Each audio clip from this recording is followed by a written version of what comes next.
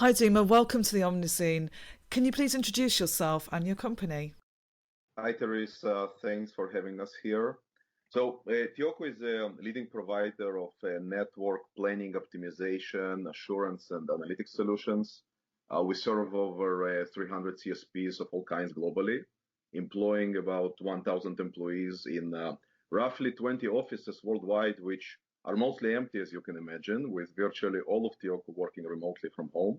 And our focus is really simple. We help CSPs to build and manage their networks more efficiently and profitably, while at the same time help them to deliver the high quality of service to their own customers. And in my role with TEOCO, I focus on the service assurance part of our business, leading both the customer and industry facing activities, as well as contributing to our product more roadmap and the innovation. So I guess you're a very busy man at the moment, helping your customers get through this crisis. Thomas, can you tell us what you do at TEOCO, please? Yeah, hi Teresa. My name is Thomas Neubauer, and I'm responsible for business development and innovations in our RAN, so radio access business unit. As such, we are looking again on how to manage physical assets as well as operations of radio network, and also how we can help our customers with innovations, which are actually quite interesting these days during the crisis. Great, guys. So can we start with you, Dima? What is TEOCO seeing in terms of network demand across its customer base? So people are reporting different kinds of numbers depending on the size of the network and the type of the network and the geography, obviously. More internet traffic, I think overall in the 30 to 40% range, but nothing the current infrastructure cannot handle. We do see much more demand for upload speeds and the bandwidth because of all this video conferencing at home, obviously, and people working remotely. We see increase in VPN traffic with people connecting to their workplaces and enterprises and very large organizations working remotely. Much more video. Verizon reported around 75 increase in gaming traffic with all the kids and teenagers and their dads have all this spare time to spend at home. But again, as far as the network performance, so far, nothing that the current networks cannot handle because typically good networks are engineered for peak traffic, not for average traffic. And company usually plan between a year and 2 years ahead, assuming in kind of 40% annual year-over-year growth. So as far as the network capacity, I think as of now, we are fine. Okay, and we're seeing the carriers working really hard to manage this increase in demand and maintain the quality of service. Have you got any advice for them, Dima, in terms of things that they could do to squeeze the best possible experience out of their existing network assets?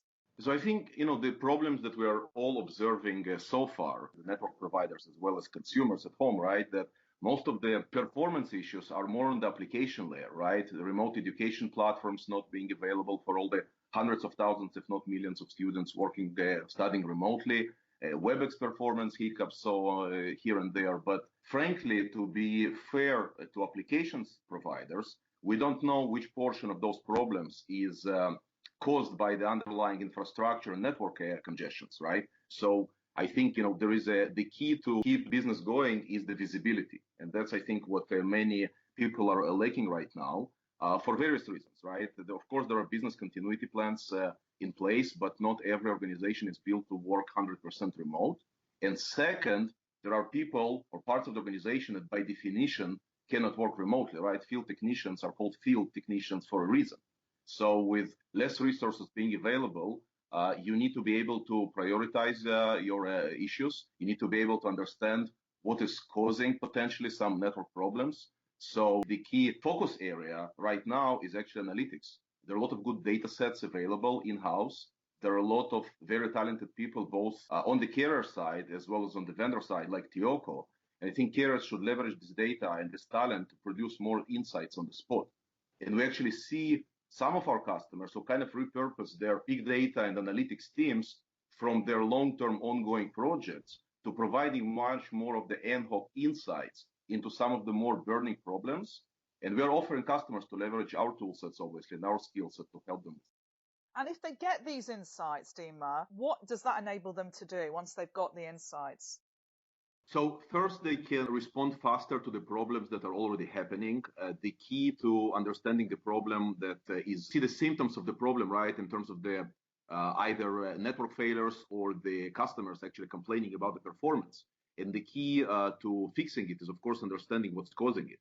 So some of those insights obviously are associated with identifying the right root cause for the underlying problem and then fixing it as much as possible. That's one example. Another use case, a lot of what's going on today as we speak is about being able to accurately forecast the network performance as well as recognize the anomalies. And there are a lot of anomalies today because the traffic is kind of unusual, right? We see a lot of unusual traffic patterns, some of them almost counterintuitive. For example, we see less LTE kind of mobile usage in some places because people are increasingly using their home Wi-Fi and their broadband internet access, right, which is actually spiking. So those are the kind of insights that are very, very practical and people can respond to once they have them. So Thomas, if I can ask you a question, we know that operators are under a lot of pressure. Dima's, been talking about that. And at the same time, they're not immune to the virus either. So they have staff who are either ill or self-isolating. And this has a lot of impact on their business as well. I mean, they have less staff in call centers, for example. They may have less engineers to help keeping their networks running and to fix faults that occur. So how are they managing with reduced staff, and what suggestions do you have in terms of how they can cope and deliver the best possible experience to their customers? Right. Well, first of all, I think everybody around the world first time ever experience how critical telecom infrastructure actually is, particularly when we have a lockdown situation. And so at TEOCO, we really try to help our customers, the network operators, to keep the network operations stable and manageable. So what we see, in addition to what you already mentioned, we see also that many governments around the world are actually running short-time work initiatives. And apparently, cellular operators, some at least, are taking advantage of these programs also, meaning that they are also sending home people on short-time work, even those running the network operations. So what we do and what we help them with is, first of all, automation. So this is, it shows one of the key elements to actually automate the analysis, the monitoring of the physical network elements. And this is something that because the solutions, how we deploy them, they can actually do remotely. So there's a lot of capability out there.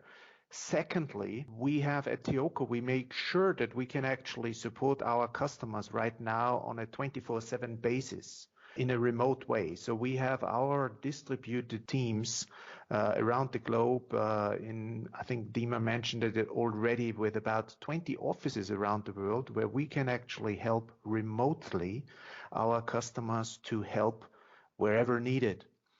And thirdly, one of the learnings that we see is that because the operational need to be automated, we expect that to be a key driver after the corona crisis to actually make sure that even more components can be automated and remotely managed in the future. And I guess there's a great message there, Thomas, in terms of making the best use of your expert staff, putting them where they actually make a really good difference, and automating as much as possible, doing the heavy lifting with the automation.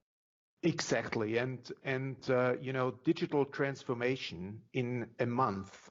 This is what we see globally happening today, and at TEOCO, obviously, we are prepared for those things, and we want to make sure that we can help our customers to the maximum. And automation is absolutely key. We expect more automation to come with 5G anyway because of the huge amount of data that we need to manage and the new huge amount of additional parameters that we need to handle. But today it is the opposite. We have the same amount of parameters. We just have exceptional situations, exceptional team sizes that can no longer actually work together on site, but remotely. But the effect is more or less the same. So I think what we're seeing really is an acceleration of trends that we've probably already put in place, already identified in telecoms, but now they're getting a boost, and we're having to move faster towards those goals because of the current situation. But you also work in the area of innovation at TEOCO, don't you, Thomas? And, you are responsible, I believe, for the drone business there.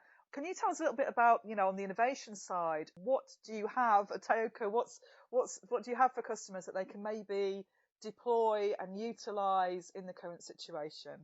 Well, acceleration of innovation is exactly the right point that you make here in this crisis. And drones are a phenomenal example for that.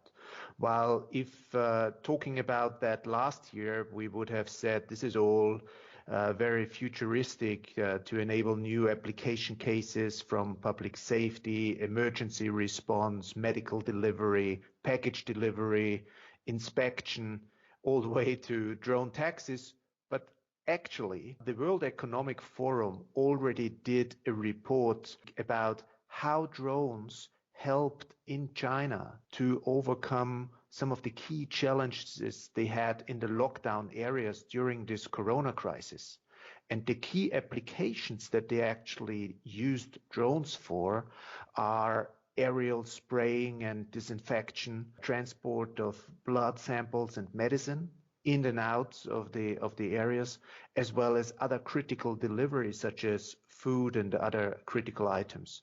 What we do with that is we help the ecosystems to actually automate such systems, drone systems and emergency systems, to be automated in future. That is where cellular network operations will be a very key part, so that you can actually remotely fly those drones and automate those systems. And we are providing them a solution called Airborne RF, where the telecom industry, together with the aviation safety industry, actually bridges the information gap. And that is where we help them. That is where we provide solutions to, again, automate emergency systems. And I know another key use case that you've been working on as well with various service providers has been to assist, for example, police forces. And surveillance is a very topical thing at the moment to ensure that our populations are actually playing by the rules our governments have outlined, and and staying distant from one another, and preferably staying at home. Exactly. And sadly, we have actually gotten some requests from some of the most heavily impacted countries in Europe over the last weeks to help actually police forces on what can they do to quickly set up remotely controlled drone systems, and how the telecom networks, which are necessary to provide the video feeds to the command centers, how we can help them. And we're in process of actually supporting them. Brilliant, thank you. It's been really great talking to you guys. So Dima, what are your top tips to service providers, if you can give them a message as to something that they could be doing now to help them maintain the experience on their networks? What would you advise them to be doing? So I think, at the moment, they probably need our help more than they need our advice. And as we mentioned, we have offered such help to many of our customers globally. But once this is behind us, I think, the major focus area would be to accelerate the use of machine learning and artificial intelligence, as well as automate based on that, right? It will not only help their business on an ongoing basis and make it more efficient, but will also get them much better prepared for the next crisis. I think that's great advice. I mean, there's two things here. There's coping in the short term, and then once we've got over this, actually then having that retrospective learning lessons, identifying what worked and what didn't work, and, moving forward as an industry. And Thomas, what would your advice be to service providers? What ideas would you like to give them? Well, at the moment, to our customer base, please ask us for help when you need help, because we are set up and prepared to help you during this crisis.